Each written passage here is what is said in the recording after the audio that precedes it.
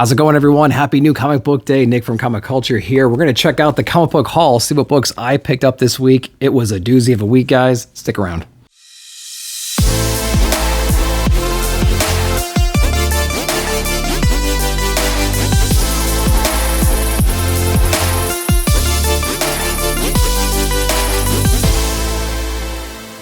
All right, welcome back. So first, big shout out to Cadets Toys and Comics for handling the poll list and everything. You guys are awesome. Let's get into what I pulled this week. And this is a huge stack, and we didn't even get our Penguin delivery yet. So this is not even including Marvel books, but I only got a couple of those books. But it is a huge week for comics. So let's go over what I picked up, starting in DC, because I got a few of those. Superman issue #1, Joshua Williamson. A really good place to jump in if you're not familiar with Superman, or if you've been staying away for a little while. This one is going to be something else. So check this book out here. The end of the Lazarus Planet one-shots, I think. DC Universe Lazarus Planet Omega. This is issue #1. Of course, it's a one-shot, so we'll see how this whole thing kind of wraps up and, you know, where our characters go from here. So, Lazarus Planet, another one-shot. DC also came out with World's Finest issue #12. I've been loving this run, and we got issue #12 right here with that Dan Mora art on the cover as well. So this is so cool. I can't wait to see the date between Dick Grayson and Kara. That's going to be pretty awesome. And then actually I got Clayface, that One Bad Day, Clayface #1. I haven't been reading these One Bad Days. I've heard a lot of great things about them, and I hear this one is actually really good from Robbie over at Pop Culture Philosophers. So I went ahead and checked this one out as well. Anxious to get in here and see what's going on. I heard it's a good modern retelling in a way of a Clayface story, and so I'm anxious to get inside of that one. And then every once in a while you got a cover grab, Catwoman #52. Went ahead and did a cover grab on that one, and so I'm not actually reading this. I think Teenie Howard is still on the writing for it, and not very interested in that, but to go ahead and do the cover grab right there. Then we have Whiz Comics from DC, that facsimile. Collecting these as always. I'm putting these away in a bag. I'm trying to think of a cool display for all these facsimiles, and I have a couple ideas, but yeah, just picking these up just for a shelf one day. It's going to be pretty cool to see. Then we have book 3 of Superman Space Age from Russell and Allred.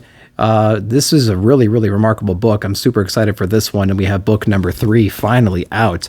I'm loving this one. These are extra large. These are way more than your typical comic. And so I've been digging the art. I've been digging the condensed story that Russell's able to do in here. So check out this Space Age if you haven't yet. And I wonder if they're going to do a collected edition, even like a hardcover collected. That would be amazing in that one. And so that's actually it for DC. Again, no Marvel. So we're going to jump right into the indie books.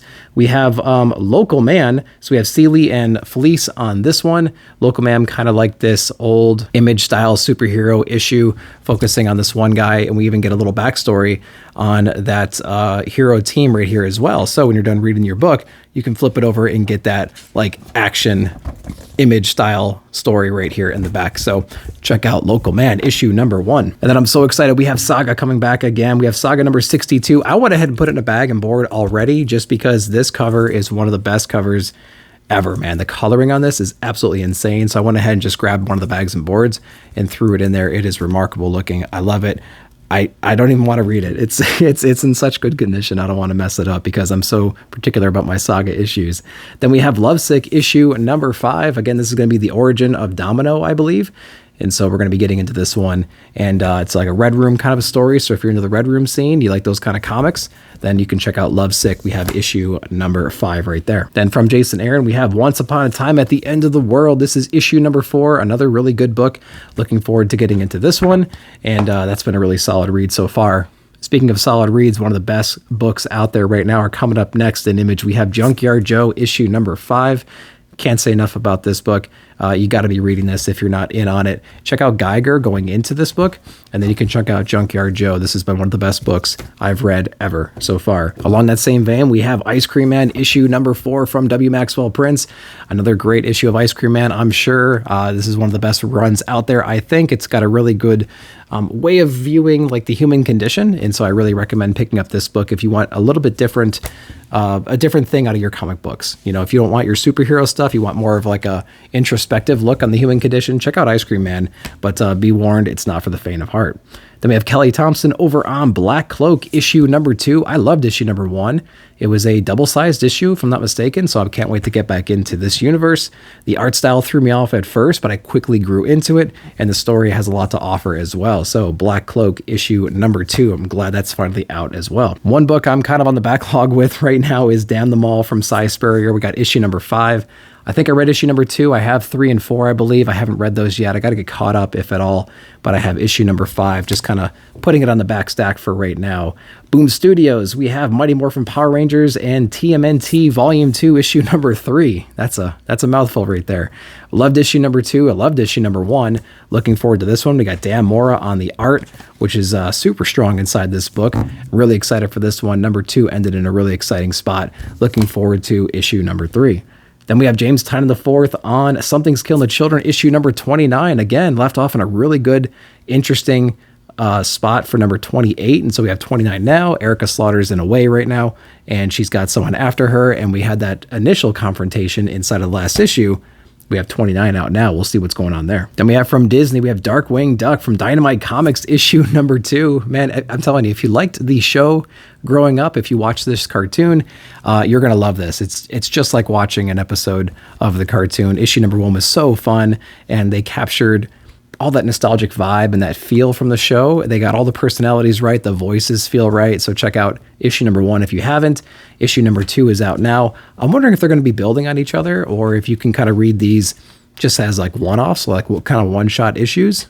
So I don't know. We'll see after reading this one if they're connected at all, but check it out. It's really, really fun. Then from Vault Comics, we have Barbaric Hell to Pay, issue number 2 from Morisi and Golden.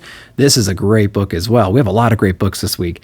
This is a really fun book as well. I'm loving the way that the story is playing out right now. And we're going to go back to Owen in Hell from the looks of it in the first couple of pages. So I can't wait to see what Owen's up to in Hell right now and what kind of stuff he's getting into down there. Then from Whatnot Publishing, we have Liquid Kill. Going out on a limb and picking up this one. Everything from Whatnot Publishing hasn't been great so far, in my opinion, the books that I've read anyway. So this one had a good cover and had a good solicitation.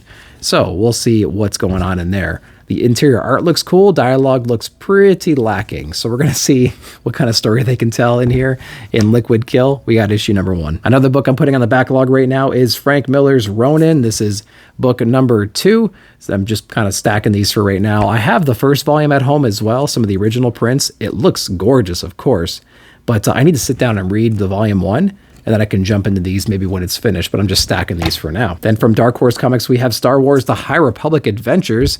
I believe this is The Nameless Terror, it says. So this is a little bit different. I think it's not the same High Republic Adventures we have right now, although we'll read it and see if there's any kind of links to it. So guys, that's everything this week, man. There's a lot of books to read right here, so I'll get these read and I'll be ready for Saturday night, Nick at Night, my weekly non-spoiler comic review show. Check it out. But go down below in the comments and let me know what you picked up, what you're looking forward to reading the most. While you're down there, hit that like button, hit that subscribe button, and check out the join button as well. But as always, we thank you for watching the video. I'll see you down below in the comments.